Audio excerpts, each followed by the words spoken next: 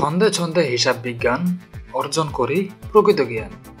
ব্যয় সম্পদ আদায় চিনতে পারলে কে ঠেকায়। হিসাব বিজ্ঞানের প্রিয় শিক্ষার্থী বন্ধুরা, আশা করি সকলেই ভালো আছো তোমরা।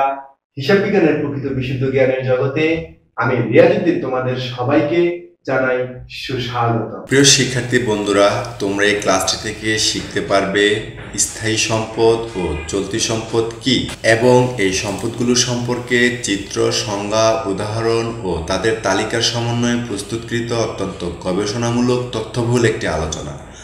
পাশাপাশি এই ক্লাসে যে অ্যাকাউন্টিং টার্মস ও কি পয়েন্টসগুলো আলোচিত হবে সেগুলোর ইংরেজি তো রয়েছে। প্রথমে শিক্ষার্থী বন্ধুরা, স্থায়ী সম্পদ এর ইংরেজি হলো ফিক্সড অ্যাসেটস। এটা সম্পদ, এগুলো অলওয়েজ ডেবিট হবে।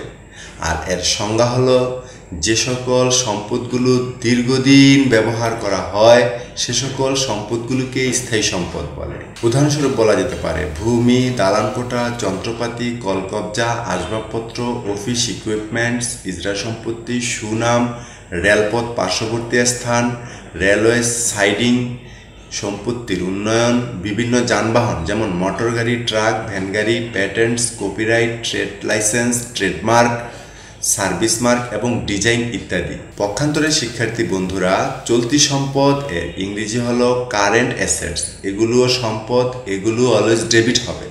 আর এর সংজ্ঞা হলো যে সম্পদগুলো অল্প দিন ব্যবহার করা যায় বা স্বল্প সময়ের মধ্যে নগদ টাকায় রূপান্তর করা যায় সে সকল সম্পদগুলোকে চলতি সম্পদ বলে। যেমন শিক্ষার্থী বন্ধুরা, উদাহরণস্বরূপ বলা যেতে পারে নগদ টাকা বা নগদ তহবিল, ব্যাংক জমা, ব্যাংক চলতি হিসাব ও ব্যাংক সঞ্চয় হিসাব, প্রাপ্য হিসাব, বিবিধ দেনাদার, প্রাপ্য বিল, প্রাপ্য নোট, খুচরা যন্ত্রাংশ, বিক্রয় প্রতিনিধির নিকট জমা, অব্যবহৃত মণিহারি, বীমা কোম্পানি কর্তৃক স্বীকৃতি, স্বল্পমেয়াদী বিনিয়োগ, বিক্রয়যোগ্য সিকিউরিটি, চলতি কার্যের ব্যয়, উৎপাদিত পণ্য, সমাপনী মজুত পণ্য, ব্যবসায়িক পণ্য, প্রাপ্য আয়সমূহ, বকেয়া আয়সমূহ এবং অগ্রিম ব্যয়সমূহ।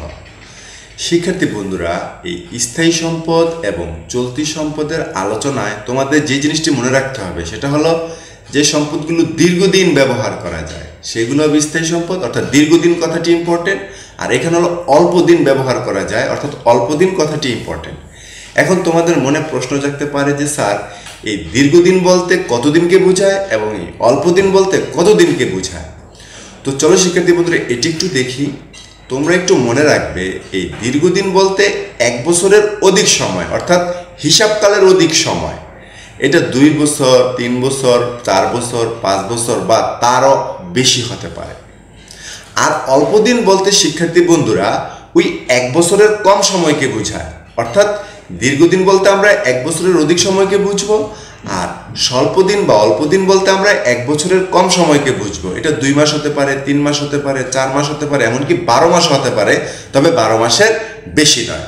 মনে করো শিক্ষার্থী বন্ধুরা, আজকে 2018 সালের শেষ দিন, অর্থাৎ 31শে ডিসেম্বর তারিখ। আর আজকের এই দিনে তোমার কাছে এরকম কিছু আসবাবপত্র, অফিস সরঞ্জাম আছে এবং এই দিনে তোমার কাছে কিছু অব্যবহৃত মণিহারি আছে, অর্থাৎ তুমি 18 সালে ব্যবহার করে শেষ করতে পারোনি, তাই 18 সালের শেষ দিন তোমার কাছে কিছু অব্যবহৃত মণিহারি আছে। এখন শিক্ষার্থী বন্ধুরা, মনে করো তোমার কাছে যে বছরের শেষ দিন যে একটি কম্পিউটার টেবিল আছে, এটা যদি তুমি আজকে থেকে ব্যবহার শুরু করো তাহলে তুমি আরও 5 থেকে 10 বছর এই টেবিলটাকে ব্যবহার করতে পারবে। তাই এই টেবিলটাই হলো তোমার স্থায়ী সম্পদ। কিন্তু মনে করো এখানে তোমার 20টি কলম আছে এবং 1 রিম কাগজ আছে এই 31শে ডিসেম্বর 2018 সালে, অর্থাৎ 18 সালের শেষ দিন। তো এগুলো যদি তুমি আজকে ব্যবহার শুরু করো তাহলে বড় জোর আর 1 থেকে 2 মাস তুমি ব্যবহার করতে পারবে। আর যদি অফিসের কাজ অনেক বেশি হয় তাহলে 1 সপ্তাহে শেষ হয়ে যেতে পারে এই 20টি কলম ও 1 রিম কাগজ। অর্থাৎ এগুলো অল্প দিনই শেষ হয়ে যাবে এই মণিহারিগুলো, তাই এগুলো হবে তোমার চলতি সম্পদ।